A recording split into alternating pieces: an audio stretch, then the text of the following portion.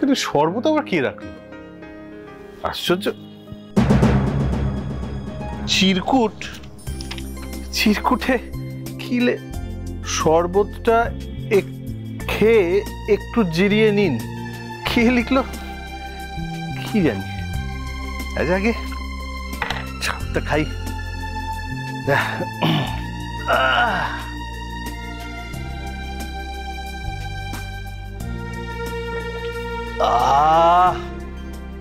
উফ, কি ভালো বানিয়েছে, এবারে মন প্রাণ জুড়িয়ে গেল।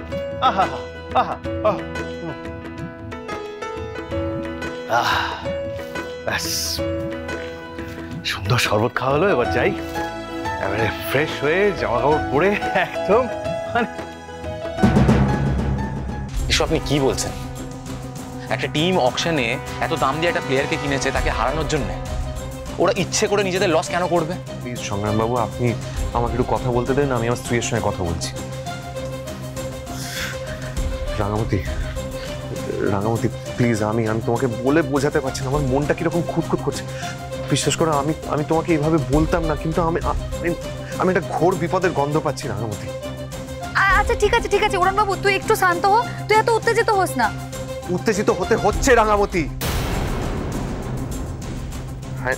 আই এম সরি রাঙামতি, কিন্তু আমি জানি যে তুমি আমার উপর রাগ করে অভিমান করে যেখানে গিয়ে বসে আছো সেখানে তোমার প্রতি পদে বিপদের, আর এটা আমি ফিল করতে পারছি। আমি তোমাকে বলে হয়তো বোঝাতে পারছি না সবটা, কিন্তু তুমি হয়তো তোমার প্রতিটা মুহূর্তে খবর জানাচ্ছ না, কিন্তু আমি তোমার প্রতিটা মুহূর্তের খবর পাচ্ছি। আর যেহেতু পাচ্ছি, আমি এবং আমাদের সকলের টেনশন সেই জন্য বাড়ছে।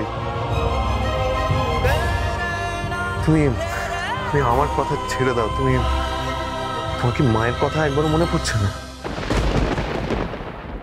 প্লিজ রাঙামতি, প্লিজ তুমি স্যামের টিমে দয়া করে খেলো না।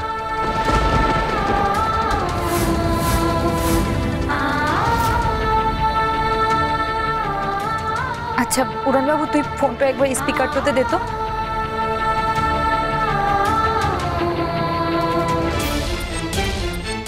স্পিকারে দিয়েছি, বলো। সংগ্রাম স্যার, উড়নবাবু যখন চাইছে না আমি ওই টিম টোর হয়ে খেলি, দেখ উড়নবাবু তো আমার স্বামী।